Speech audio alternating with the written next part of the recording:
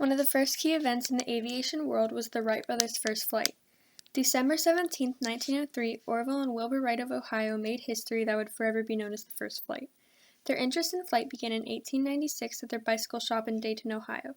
They worked endlessly experimenting with flight and aerodynamics. They studied after people such as Samuel Langley, an astronomer, physicist, and pioneer of aviation, who did not succeed in powered flight. The Wright brothers knew that the complex solution to flying was not going to be solved on the ground, so they studied everything they could have about wind and flight and started experimenting. Wilbur once said, "It is possible to fly without motors, but not without knowledge and skill." On a beach at Kitty Hawk, North Carolina, the brothers tested their glider that they had created and made over 700 successful flights. These flights taught them many things about control and sustained lift. They chose Kitty Hawk because they knew there was a constant wind that would add lift to the glider and future aircraft.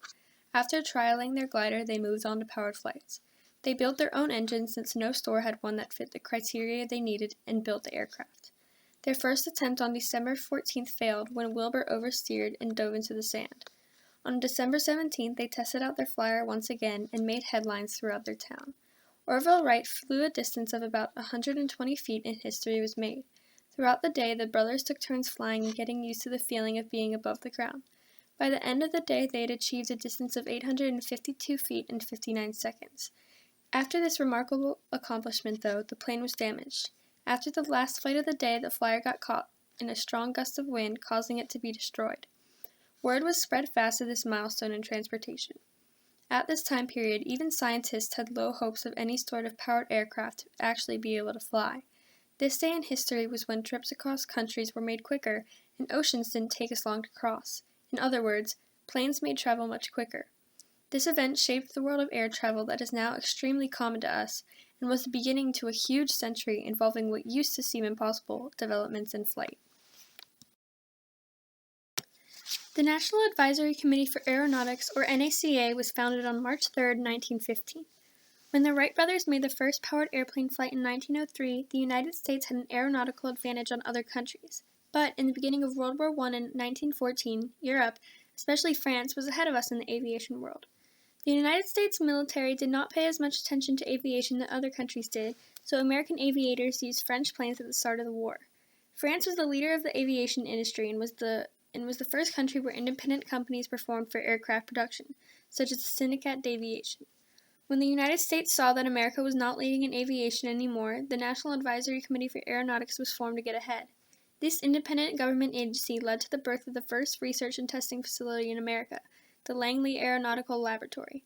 NACA conducted many flight tests and experiments and made developments such as the NACA cowling, an aerodynamic fairing that improved drag and gained a lot of fuel efficiency in flight. The research and testing that NACA performed increased both speed and range in aircrafts, which continued for many more years. After World War II, NACA was focused on supersonic flight, which is flying faster than the speed of sound, aka faster than 768 miles per hour. When the aircraft was finally designed and built, it was a huge advancement for NACA because they had never dealt with designing and constructing an actual aircraft. This supersonic flight, which took place in 1947, was the entrance to more research and discoveries in aviation. When the Cold War was being fought, NACA was researching missile technology, causing NACA to expand to a site for launching rocket-propelled airplanes in Wallops Island. When the Soviet Union launched Sputnik 1, the first satellite in space, America once again had the fear of falling behind, but now in the space travel world as opposed to just air travel. Congress passed the National Aeronautics and Space Act of 1958, which formed NASA. NACA and its experiments were turned over to NASA, which extended the growth of research and discovery. NASA was much better known and grew a lot quicker than NACA did, but it is important to know that the foundation of NASA and its technological advancements were because of NACA. The missions accomplished and discoveries made at the National Advisory Committee for Aeronautics is a large part of how our airplane looks and works today. Charles Lindbergh, a male pilot, flew the first solo flight over the Atlantic Ocean because he heard of the $25,000 prize a year earlier. Ever since the Wright brothers' first flight, this had been a feat that no one had accomplished. In 1926, when a large cash prize was offered for whoever could fly from New York to Paris, many people tried.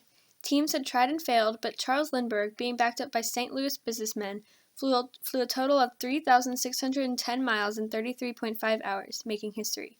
On May 20, 1927, he started the engine of his plane, speared to St. Louis, and took off from Roosevelt Field, Long Island. He barely cleared the telephone wires as he departed and impressed a crowd of 500 people. When he landed in Paris hours later, he was considered the Lone Eagle and officially became the first person to fly the Atlantic alone. According to Lindbergh, the field where he took off from was soft from the night before, and the plane gathered speed very slowly due to the supplies weighing it down. At nightfall, he was forced to turn back a couple miles because of the many storm clouds above him, but when he came back, he managed to get around them. Lindbergh knew he was close to land when he saw fishing boats out on the coast of Ireland. He flew over Ireland and England and headed towards the finish line. He saw Paris lights a little before 10 p.m., and he was soon approaching the Eiffel Tower.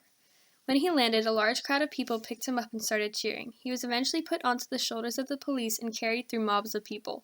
To people all around the world, he represented bravery, courage, and adventure. Especially in Europe, he was seen as a hero, and the president of France even pinned the Legion of Honor on his suit. When Lindbergh returned to New York, there was a large celebration with over 4 million people. He eventually went on a flight tour where he went to 49 states and gave about 147 speeches.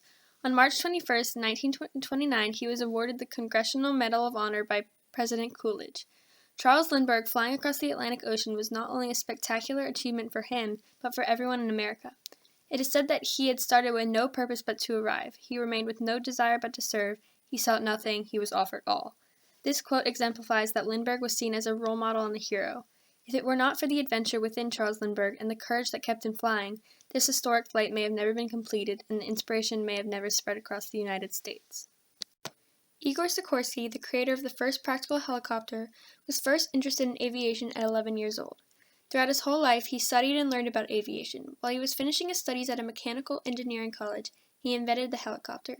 His goal was an aircraft that could fly vertically and something that could take off and land without a runway. The helicopters we are familiar with today can fly up, down, sideways, and backwards, something that makes the aircraft very unique. In 1909 and 1910, Sikorsky tried his idea and failed, causing him to give up on it. He then worked on fixed-wing planes in Russia and became famous in 1913 when he formulated the first four-engine airplane, later used as a World War I bomber. Sikorsky immigrated to the United States in 1919, but he could not find work in aviation. He eventually opened his own company, Sikorsky Aero Engineering Corporation, and had success with his ideas, so he wanted to come back to his concept of a vertical flight craft, a helicopter. By 1939, the VS-300 was ready to test, and it was the first workable helicopter in the world.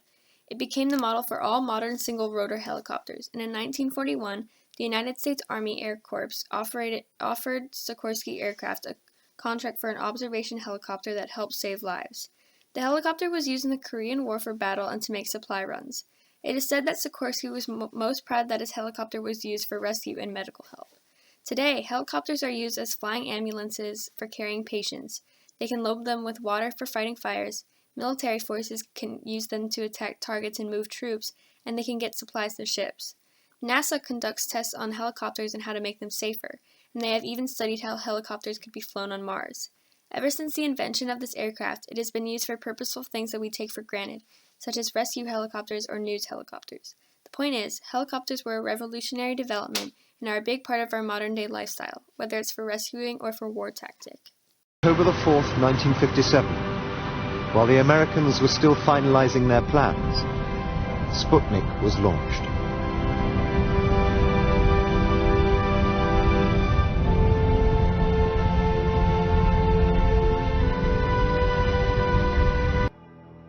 Then its casing opened. The springs snapped, and the nose cone was pushed out of the way. A ball with 4 antennae emerged to go it alone in the darkness of space. And a radio began to send a signal back to Earth.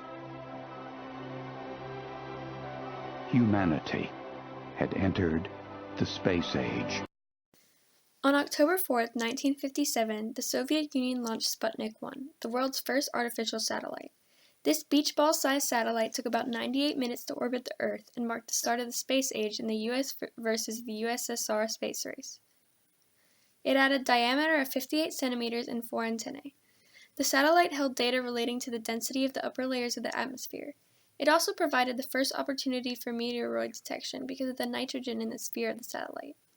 Sputnik was launched to correspond with the International Geophysical Year, which was named ideal for launching artificial satellites to study Earth and the solar system.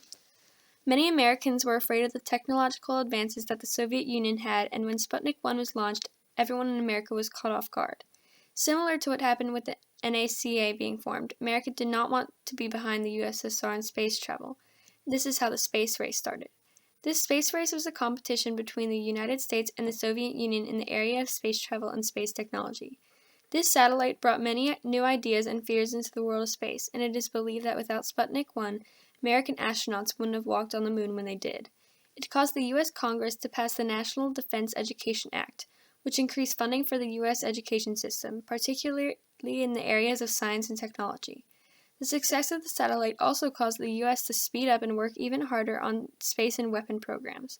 Sputnik 1 eventually burned up on January 4, 1958, as it fell from orbit. It had spent 3 months in orbit. Even though this experiment caused even more conflict between the two Cold War enemies, it was the start of many more amazing experiments. The National Aeronautics and Space Administration, or NASA, was started when the Soviet Union launched Sputnik 1 into space.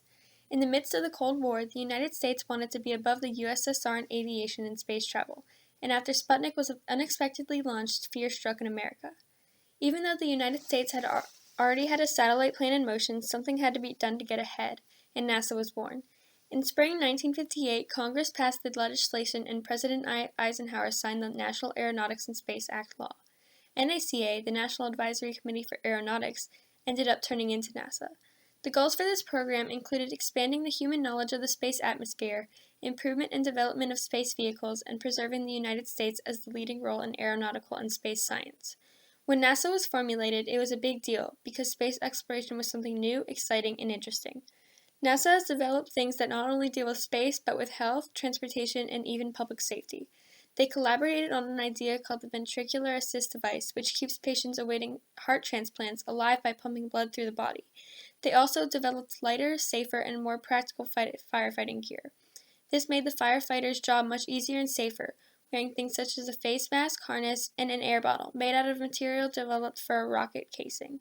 Ever since NASA was created, people on Earth have learned more and more about what's outside our boundaries and have expanded our understanding of the universe. There is an argument that NASA is a waste of tax money, but people argue back that the exploration and discoveries are what will keep the human race from extinction in the future. Sputnik 5 was launched as the fifth part of the Sputnik program by the Soviet Union. It was also the first satellite to orbit that held a living creature and came back with a living creature. The Sputnik 2, launched in 1957, was the second artificial satellite to accomplish orbit, and it took off with a dog named Laika on board. Sadly, she only survived a day or two because of thermal problems, but she was awarded the title of first living being to orbit Earth. Sputnik 3 and 4 were launched in 1958 and 1960, and Sputnik 5 was launched 3 months and 5 days after Sputnik 4. This satellite carried 2 rats, 40 mice, and a human mannequin named Ivan Ivanovic. The most famous creatures on the satellite, though, were 2 dogs named Belka and Strelka. The Sputnik 5 returned a day later with all the animals unharmed. The whole Sputnik program put the Soviet Union at an advantage in the space race and the Cold War, such as the USSR using the ICBM missiles that they used to launch satellites for bombing their targets. The United States was behind the Soviet Union after launching their first successful satellite, the Explorer 1, in 1958, and having the next 2 launched in 1958 fail. The USSR had the first 2 satellites near and on the moon, but the US had the first satellite to reach another planet, Venus. Although the space race continued for many years, the Sputnik 5 and the completion of the Sputnik program was an incredible triumph against the United States, causing many more satellites being launched in the following years. Seeing that living creatures could survive in space opened so many doors in space exploration. The next step was to launch a human into space. After the Soviet Union had the advantage of the first satellite in space, they wanted to launch a human into space. America had a plan to send a man into space by 1961, and with the space race intensifying, the Soviet Union wanted to beat that. There are more than 200 Russian Air Force fighter pilots picked as candidates for this experiment, including Yuri Gagarin, a 27-year-old pilot. He was born March 9, 1934, and had been interested in piloting since he was a teenager. His first solo flight was in 1955, and a few years later he requested to be a cosmonaut, a Russian astronaut. On April 12, 1961, the Vostok 1 craft was launched from the Soviet Union launch site, with Yuri Gagarin on board. The craft traveled around Earth once in 108 minutes at a height of 203 miles. When Yuri re-entered the atmosphere, he was traveling with the force 8 times the pull of gravity, yet he did not lose consciousness. About 4 miles from the ground, he parachuted down because the ship did not have engines to slow down. The rule for an official space flight to count was that the pilot must land with the craft, and it was not revealed that Gagarin did not do so until 1971, 10 years later. Yuri Gagarin still sets the record as the first man to be in space and come back to Earth. Just as Charles Lindbergh had been treated when he flew over the Atlantic Ocean, Gagarin was treated as an international hero, and he traveled around the world to celebrate the achievement.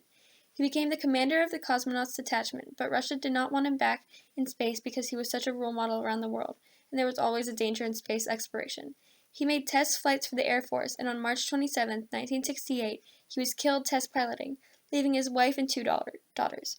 Although America wanted to be ahead of the USSR, this mission amazed everyone and inspired many to do the same, such as Alan Shepard, the first American in space. As time went on, people accomplished more and more in space, doing things such as walking on the moon or researching other planets. The possibilities were endless. Something that used to seem so impossible wasn't impossible anymore. It was incredible. One of the first things that people ever learn about space exploration is the first man to walk on the moon, Neil Armstrong. On August 5, 1930, he was born in Ohio, the location where he would one day start his career in space exploration. Armstrong joined the National Advisory Committee for Aeronautics, NACA, in 1955 and worked as an engineer, test pilot, astronaut, and administrator for NACA and eventually NASA for 17 years. He was mainly a research pilot, and he flew over 200 different models of aircraft, such as jets, rockets, helicopters, and gliders. He became an astronaut in 1962 and was a command pilot for the Gemini 8 mission, launched March 16, 1966, and he performed the first docking of two vehicles in space. He was the spacecraft commander of the famous Apollo 11, the first manned lunar landing mission, and he walked on the moon on July 20, 1969. Many people agreed that this is the date the space race ended, causing the United States to win. He was an American hero and an inspiration to all. He worked as a professor of aerospace engineering at the University of Cincinnati from 1971 to 1979. He earned a Bachelor of Science degree in Aeronautical Engineering from Purdue University, and he earned the Presidential Medal of Freedom, Congressional Gold Medal, Congressional Space Medal of Honor, Explorers Club Medal, NASA Distinguished Service Medal, and many more. He was never a big fan of interviews, since the experience was a lot and he was a quieter, more kept-to-himself man, but he gave one a couple months before he died, which was very unexpected. In his interview, he said that the Apollo 11 mission was speculated to only have a 50-50 chance of landing safely and a 90% chance of returning home. He mentioned that it was sad to see the government's ambitions for NASA were so low, especially with all the events during the 1960s. When the Apollo 11 crew landed on the moon's surface, they only had a few moments to celebrate because they weren't there to meditate. We were there to get things done, so we got on with it. He ended the interview saying that someday somebody is going to fly back up and pick up the camera that he left. This interview shows that Armstrong was very dedicated to his work and cared about the NASA program and its missions. Neil Armstrong died at 82 on August 25, 2012, with complications from cardiovascular procedures. He will forever be a key part of the 20th century space race and a role model to future astronauts. Engines at 65%, three engines running normally, three good fuel cells, three good ADUs. Velocity 2,257 feet per second. Altitude 4.3 nautical miles. Downrange distance 3 nautical miles.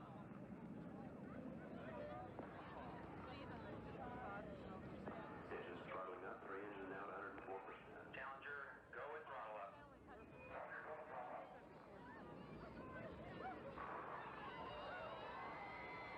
A minute 15 seconds. Velocity 2,900 feet per second. Altitude 9 nautical miles. Downrange distance 7 nautical miles.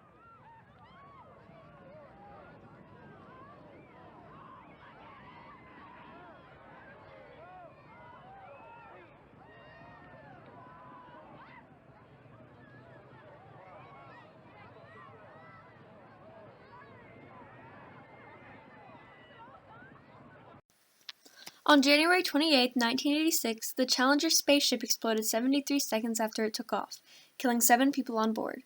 The cause of the disaster later proved to be 2 rubber rings that separated the sections of the rocket booster failing due to cold temperatures. This event was spread all over media and caused NASA to suspend all shuttle missions. In 1976, the first reusable manned spacecraft, also known as the Space Shuttle, was revealed by NASA. The Challenger was NASA's second space shuttle to enter service and had made 9 trips before 1986. It was scheduled to make its 10th trip on January 22nd with 7 people on board. One member of the crew was Krista McAuliffe, a high school social studies teacher who was going to teach lessons from space. She was also going to be the first ordinary citizen in space. The liftoff from Kennedy Space Center in Florida was delayed 6 days due to weather. The Challenger lifted off at 11:39 a.m. and exploded 73 seconds later, about 10 miles above the ground. in front of hundreds staring. Nobody knew the cause of this tragedy for quite some time, or at least no outside people knew. The space agency would not give any explanation and suspended all flights.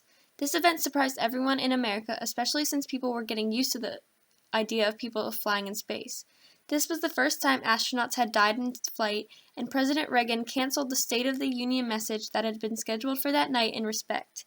People who were killed include Francis R. Scobie, Commander Michael J. Smith, Dr. Judith A. Resnick, Dr. Ronald E. McNair, Ellison S. Onizuka, Gregory B. Jarvis, and Kristen McAuliffe.